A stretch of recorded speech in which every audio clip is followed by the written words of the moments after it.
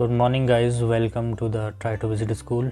Guys, जैसा कि आप जानते हैं, मैंने आपको बताया पृथ्वी की उत्पत्ति के संबंध में, और इसको बताने के पीछे जो मेन उद्देश्य था वो ये था कि आपको एक्सटिंक्शन से रूबरू करवाना, यानी कि जो प्रलय हैं हमारे पृथ्वी में घटित एक्सटिंक्शन की जो घटनाएं हैं उनके बारे में बताना। क्योंकि पृथ्वी की उत्पत्ति और पृथ्वी में जो जीवन काल है ये घटनाएं उसी से जुड़ी हुई हैं, इसीलिए पृथ्वी की उत्पत्ति के संबंध में बताना भी ज़रूरी था। तो गाइस, जो एक्सटिंक्शन है या प्रलय है, जाहिर सी बात है कि इसमें जीवधारी भी नष्ट हुए, पेड़ पौधे भी नष्ट हुए। तो ये सभी घटनाएं पैलियोजोइक ईरा में, मेसोजोइक ईरा और सीनोजोइक ईरा में घटित हुए। और इस समय वैज्ञानिकों के अनुसार इस समय जो है वो 6वां एक्सटिंक्शन चल रहा है। तो गाइस, हम इस समय हैं पृथ्वी के 6वें प्रलय काल में।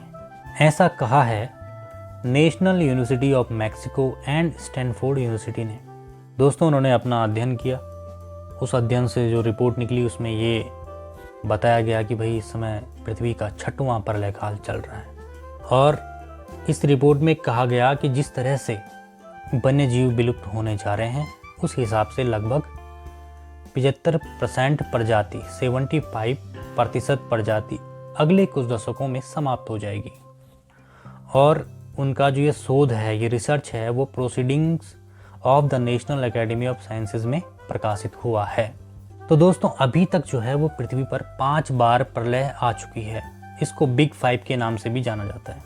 और प्रलय जो है, कई लोग समझते हैं कि प्रलय जो है एक दिन की घटना होगी या हफ्ते भर की घटना होगी, कोई भूकंप आएगा या समथिंग लाइक दैट, या कोई बाढ़ आ जाएगी, पानी का स्तर ऊपर उठ जाएगा, ग्लेशियर पिघल जाएंगे एक ही दिन में। तो जो प्रलय की घटना है ज्योग्राफी में, वो एक दिन में नहीं आती, उसको होने में लगभग 2 से 3 लाख वर्ष तक लगते हैं। और प्रलय में जो तेजी है वो आती है अंतिम 20,000 से 30,000 वर्ष में। तो प्रलय की जो पहली घटना है वो है ऑर्डोविशियन सिल्यूरियन मास एक्सटिंक्शन, यानी कि पैलियोजोइक ईरा में ऑर्डोविशियन सिल्यूरियन मास एक्सटिंक्शन कहते हैं। ऑर्डोविशियन सिल्यूरियन भी ये समय के एक भाग हैं। दोस्तों, ऑर्डोविशियन सिल्यूरियन भी पैलियोजोइक ईरा के अंतर्गत ये भी एक भाग हैं समय के। तो ये लगभग 44 करोड़ वर्ष पहले इस काल को ऑर्डोविशियन सिल्यूरियन कहते हैं। यह वह समय था जब ऑर्डोविशियन समाप्ति की ओर अग्रसर था और सिल्यूरियन काल की शुरुआत हो रही थी। तो दोस्तों, इस काल में लगभग 85% जीवधारी और प्रजातियां समाप्त हो गई थी। और यह प्रलय घटना की गंभीरता में दूसरे नंबर पर है, मतलब दूसरी सबसे बड़ी प्रलय हुई थी। कारण क्या था? कारण था क्लाइमेट कूलिंग का होना, समुद्री ऑक्सीजन का गिर जाना। अब ये घटना भी बड़ा आश्चर्यचकित करती है कि जो ऑक्सीजन का स्तर है वो ग्लोबल वार्मिंग की वजह से घटता है, लेकिन यहाँ पर कूलिंग की वजह से घट रहा है। बताइए। अब बात करते हैं लेट डेवोनियन की।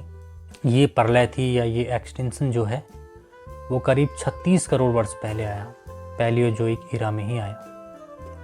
करीब 70% प्रजातियां और जीवधारियों का विध्वंस हुआ।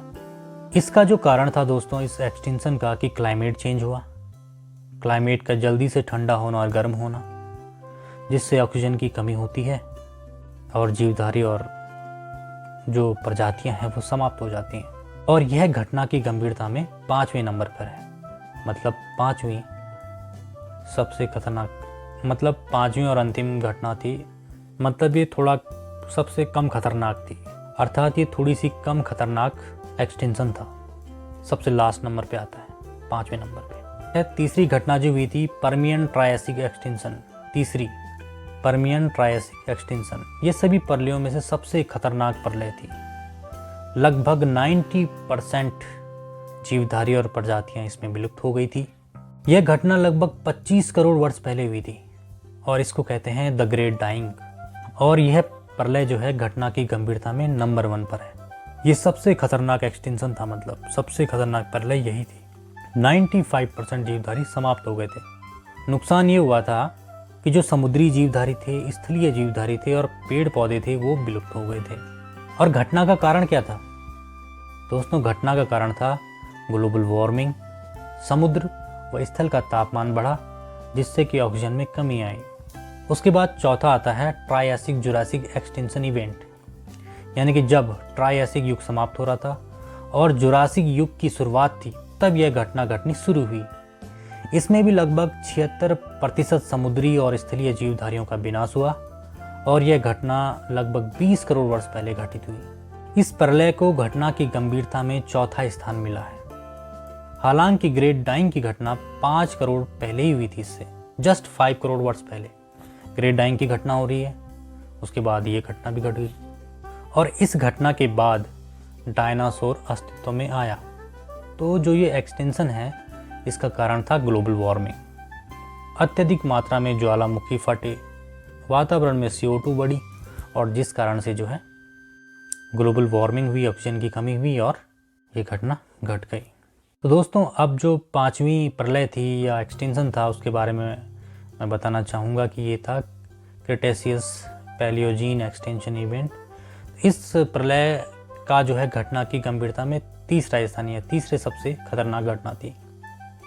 तो ये प्रलय 6.5 करोड़ वर्ष पहले आई थी, जिसमें डायनासोर समाप्त हुआ था और स्तनधारी जीवों का विकास हुआ था। मैंने बोला ना, जो सीनोजोइक ईरा है उसमें मैमल्स की उत्पत्ति हो गई थी। तो इस घटना से लगभग 80% प्रजातियां नष्ट हो गई थी और घटना के जो कारण थे वो ज्वालामुखी फटना, क्लाइमेट चेंज होना। तो अभी तक हमने जितने भी एक्सटेंशन देखे पढ़े, तो उससे एक बात तो साफ पता चलती है कि ऑक्सीजन की कमी होती है, ग्लोबल वार्मिंग होती है या फिर क्लाइमेट कूलिंग होती है, फिर ऑक्सीजन की कमी होती है और जीवधारी नष्ट होते हैं। तो प्रलय के एक ही मुख्य कारण है अभी तक जो पता चला है।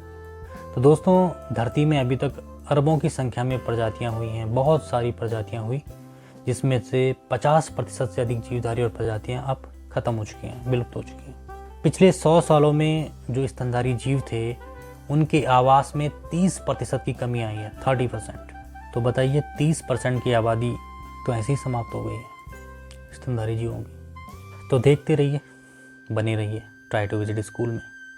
देखने के लिए थैंक यू वेरी मच।